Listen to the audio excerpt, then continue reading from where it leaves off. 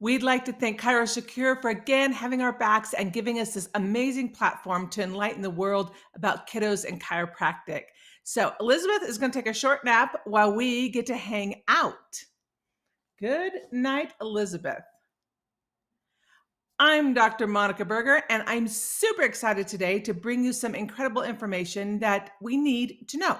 And that is how to battle the back to school brain. Yes, we are ready. We're more than halfway through August of 2025. Imagine that.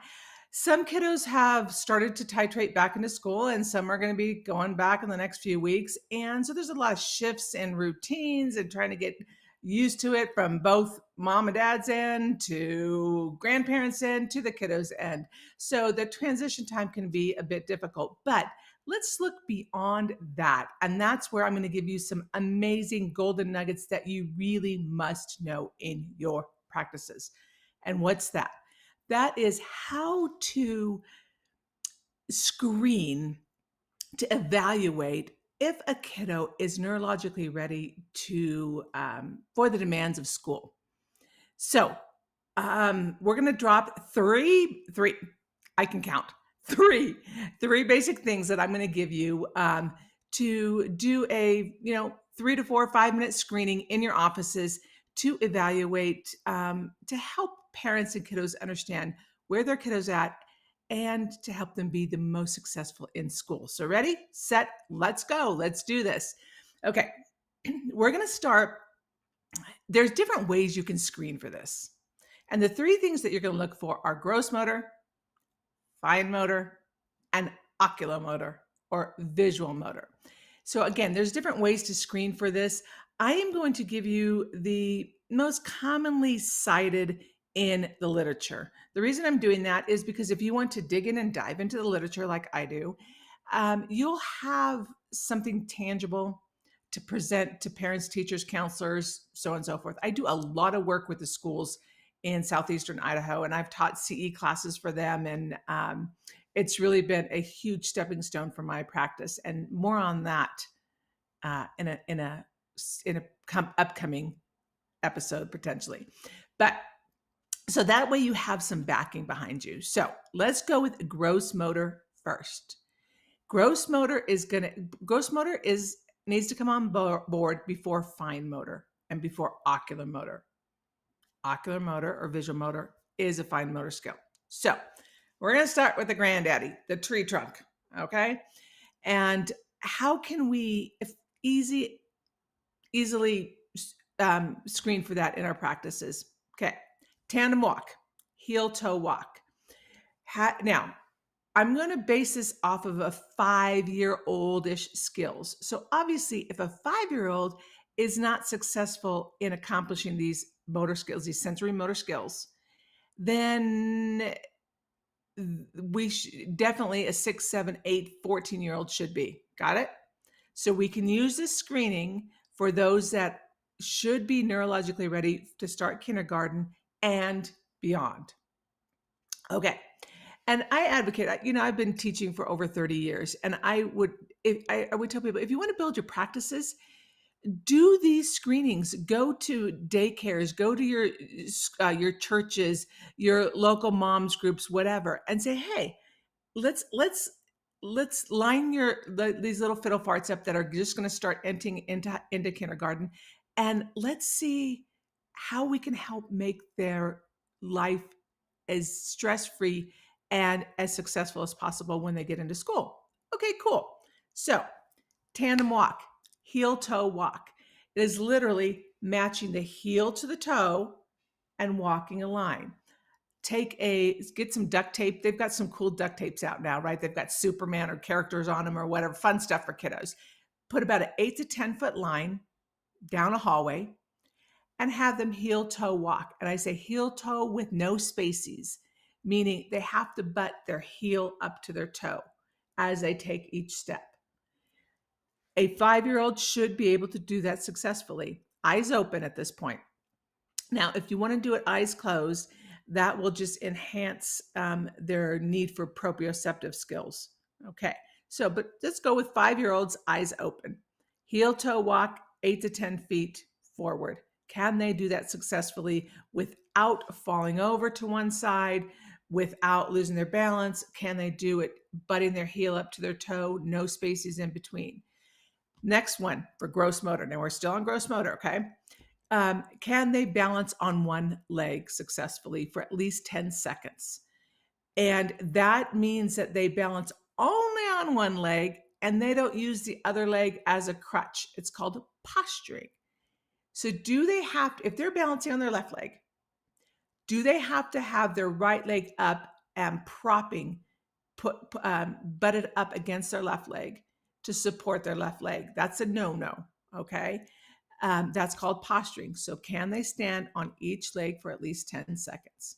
They should be able to do that successfully. So boom, there's your gross motor skills. If they're struggling with one of those, then that's a red flag in the back of your brain. Now we put that together with fine motor.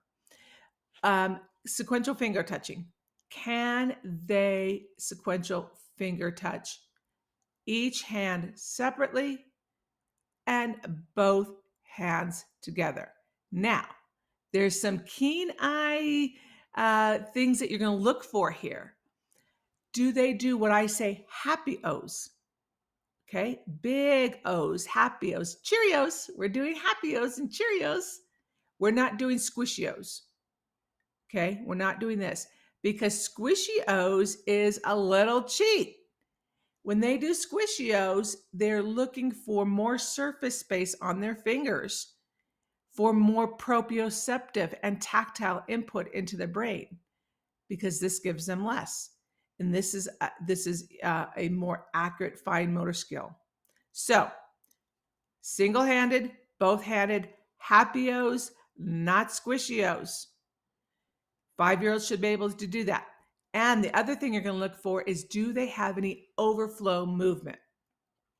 Used to call it overflow movement. Now they call it a neurological soft sign because they have to change names of everything, right? All right.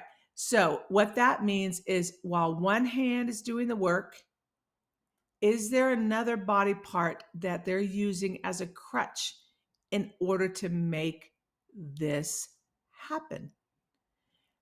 For instance, are they doing this?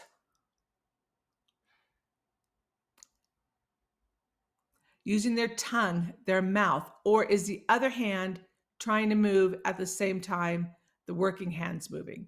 That's called overflow or assisted movement or a neurological soft sign.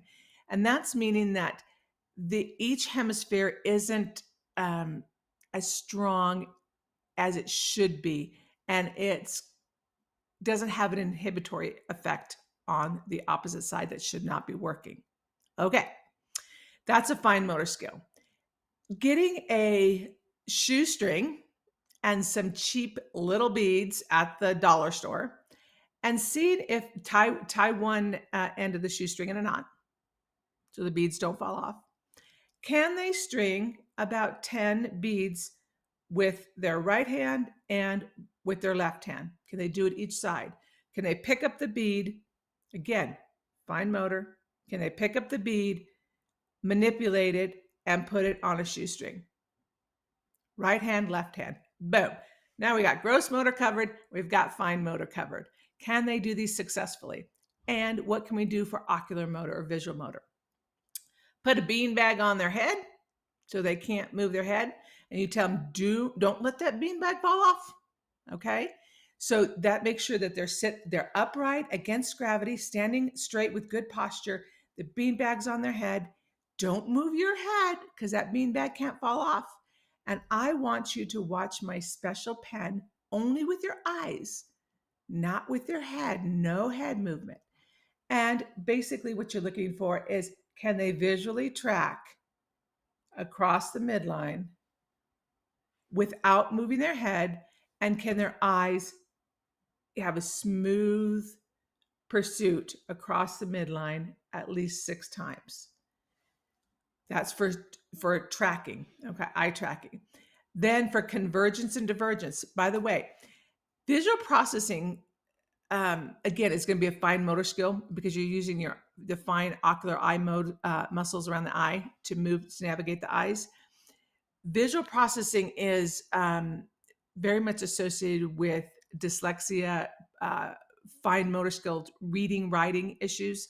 And ADHD has a high correlation with visual processing dysfunction. So if we can't get gross motor on board first, that tree trunk, if they can't balance, they can't tandem walk, it's going to be hard to get those fine motor skills on board.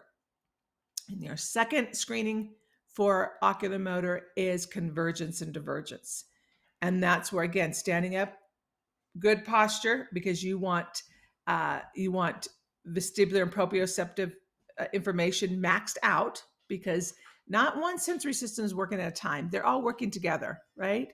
Especially visual, vestibular, and proprioceptive. Those are the three big systems that are associated with learning, attention, behavior, and post-concussion, post-head injuries, etc. So you have your little secret pen or whatever you want them to track out far, and you're looking, can they watch Miss Llama's head as it's coming into you, about 2 to 4 inches from the nose, and then as it moves out. So it's convergence and divergence. And what you're looking for are both eyes teaming equally and accurately.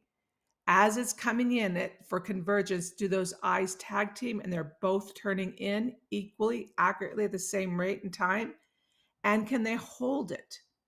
Or does one eye struggle and want to dart back out? Then as the object's diverging, can those eyes equally and accurately at the same timing turn back out and relax? Okay, so boom, bah, there you have it. There's your 3-point screening, 5 minutes or less, to assess if a person is neurologically ready, if a kiddo is neurologically ready to sit in school and for learning, attention, behavior, etc. If these skills are not mature enough, their brain is telling you, their nervous system is telling you that it's not ready to take in all this academic information throughout the day. And what does that result in? That results in kooky brain, or crazy brain, right? That it results in the kiddo that just shuts down, or that's squirming around and can't pay attention, or maybe is labeled as ADD, ADHD. It's because the systems and networks in the brain aren't ready to handle the load that they're about to endeavor. Now, how then do we tie this into chiropractic? Boom, here's your scoop. All right, mom, dad, teachers, counselors, principals, whoever you're talking, whatever your audience is, right? All this information's jumping into the base of the brain, the little brain. It's called the cerebellum. All this sensory information from the outside world and inner world to tell for my brain to know what my body needs to be able to balance, to move my eyes in a certain way. It comes in from this sensory input and it lands in the cerebellum, and then it takes a hopscotch jump up to the part of the brain that integrates all the sensory input, and then it skips up to the front part of the brain where our executive functioning takes over. And that's where you will grab them, because so many people now are very savvy when you say the words executive functioning. That is a part of the brain that is needed for learning, attention, behavior, social skills, self-modulation. It's very much associated with ADHD and not being able to sit and pay attention. So when I'm examining little Charlie here, and I did this little screening and I saw that there was some areas that he's struggling in. Did you see that he can't heel toe walk? He always wants to fall to his right side.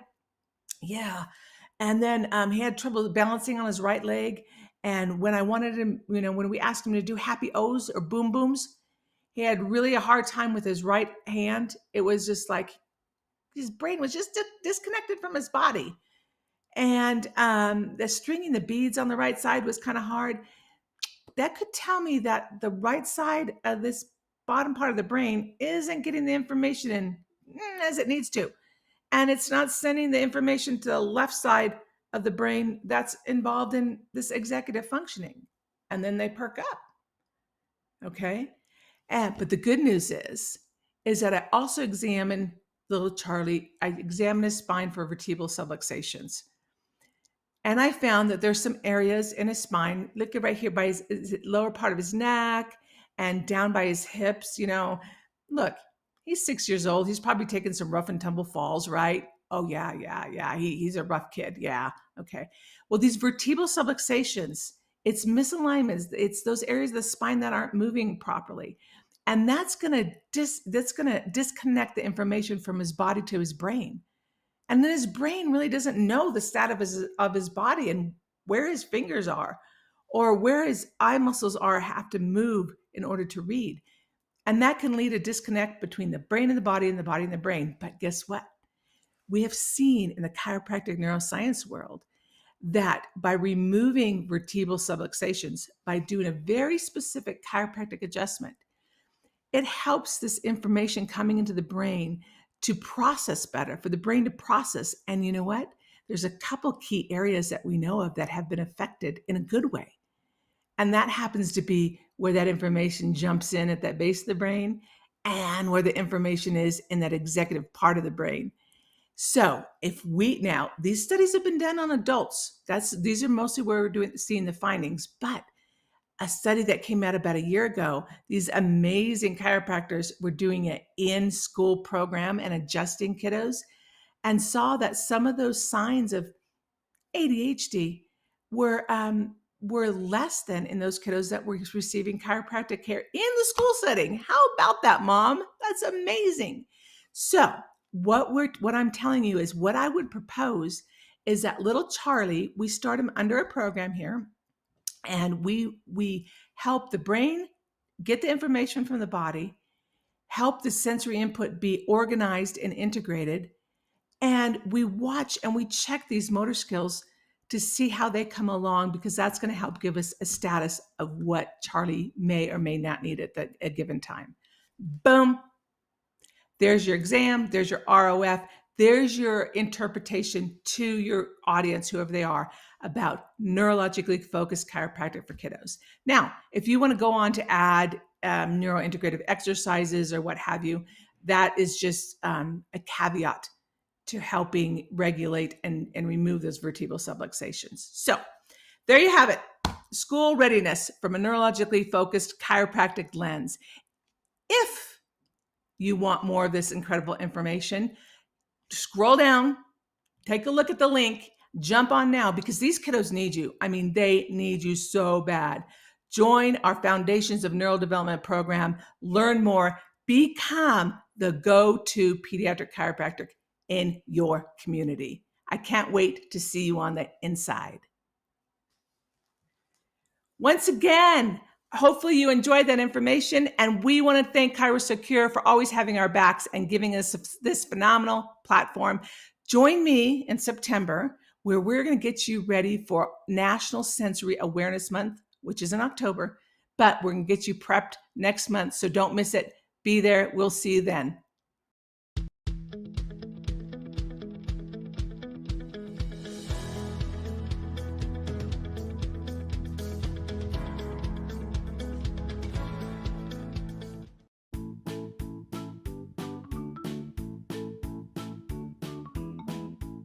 Today's pediatric show, Look to the Children, was brought to you by ChiroSecure.